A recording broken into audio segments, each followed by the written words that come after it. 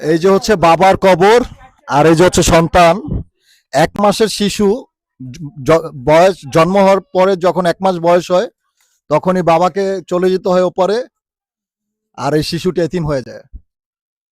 আর এই ঘটনাটি ঘটেছে হচ্ছে মাদারীপুর খসপুর টেকেরহাট ইউনিয়নে।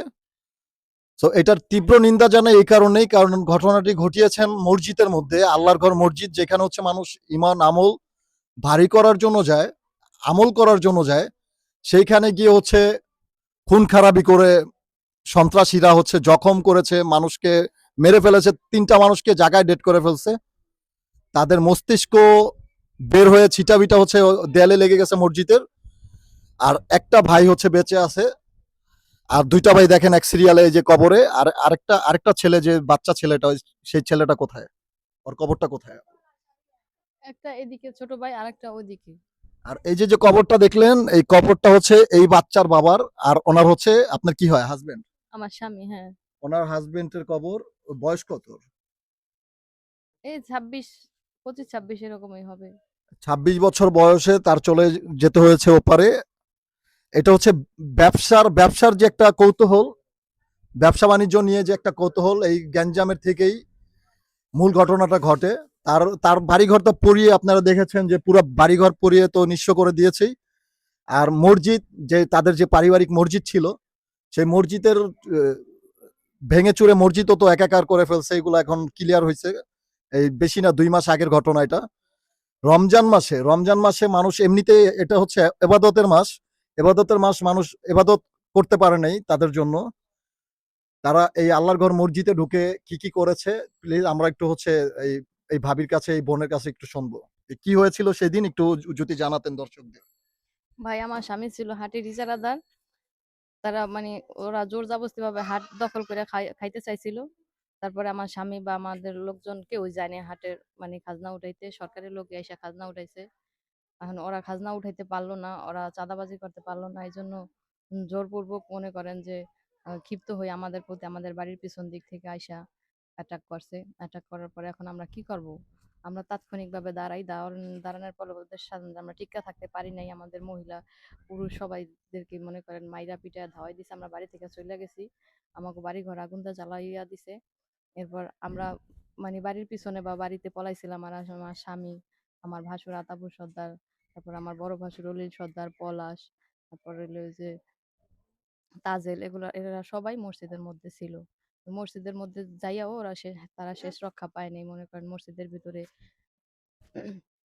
ওরা বোমা মারছে টেরাটুটা দিয়া, বিভিন্ন ভাবে মনে করেন তাদেরকে আহত করে, তারপর দরজা ভাঙ্গা যাইয়া ভিতরে যাইয়া কোপাইছে।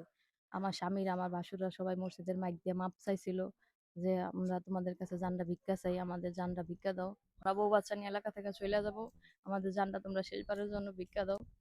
তারপরও মনে করেন জানটা শেষবারের পরে ভিক্ষা দেয় নাই। চাপাটি দিয়া কোপাইয়া কপালের চারাটা পর্যন্ত উঠাই ফেলছে। মস্তক মনে করেন যে অনেক উপরে উঠা গেছে, রক্তে মসজিদ ভাইসা গেছে। এভাবে যারা নির্মম ভাবে ওই মারছে। মসজিদের ওই যে দেয়াল থেকে ওইগুলো অ্যাসিড দিয়ে উঠানো হয়েছে, আমরা হ্যাঁ, দেখেছি। আর ওই যে কার্পেটের মধ্যে সবকিছু জায়নামাজ, রক্তমাখা কার্পেট, সেগুলো সবই ওই জায়গায় রাইখা দিছে ভাই। যারা এইভাবে নৃশংসভাবে মারছে আমার স্বামীরে, আমার দেওর ভাসুর ভাই 1 মাসের বাচ্চা ভাই রাইখা মারা গেছে।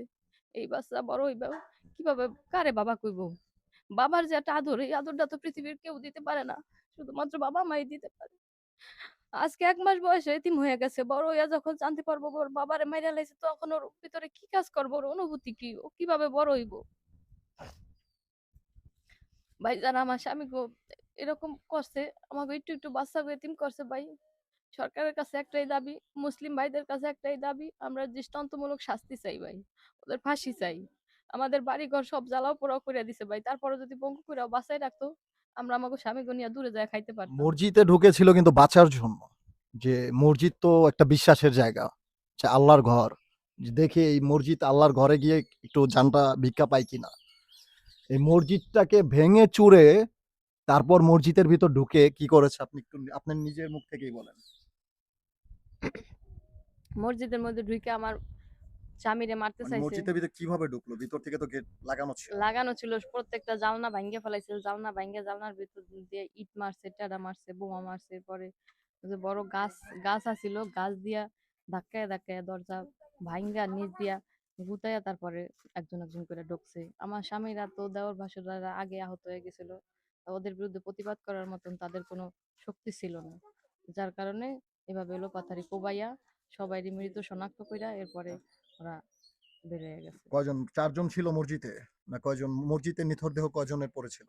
3 জনের, আর 3 জনের। 2 জন ছিল, একজন ছিল বাইরে, 2 জন ছিল বাইরে, আর একজন আরেকজন যে মসজিদের ভেতর থেকে বেঁচে গেছে নিঃশ্বাস বন্ধ রেখে, সে সে মানে সে সহ কয়জন ছিল মসজিদে? 3 জন ছিল।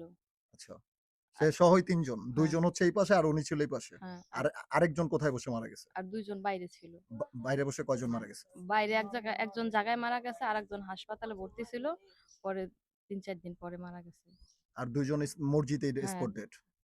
তো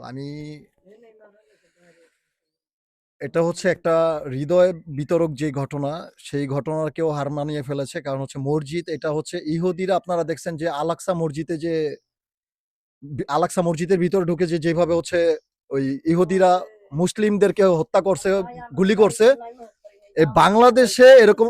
এই যে কুবাইছে, এই যে আড়ুতে কুবাইছে, আপনাকে, উঠেছে আমাকে, হ্যাঁ, আপনি কি হন? আমি খালা।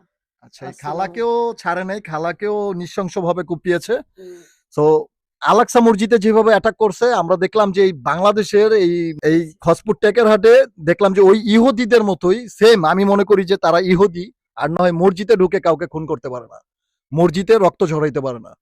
সবাই ভালো থাকবেন, সুস্থ থাকবেন। মুসলিম ভাইদেরকে বলছি, সবাই যার যার অবস্থান থেকে প্রতিবাদ করবেন। সবাই ভালো থাকবেন, সুস্থ থাকবেন। আসসালামু আলাইকুম।